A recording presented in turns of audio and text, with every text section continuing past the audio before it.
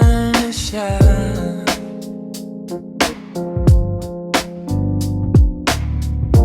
Di matago ang saya pag siya'y kapiling na. Laging bukang bibig pag di mo siya kasama.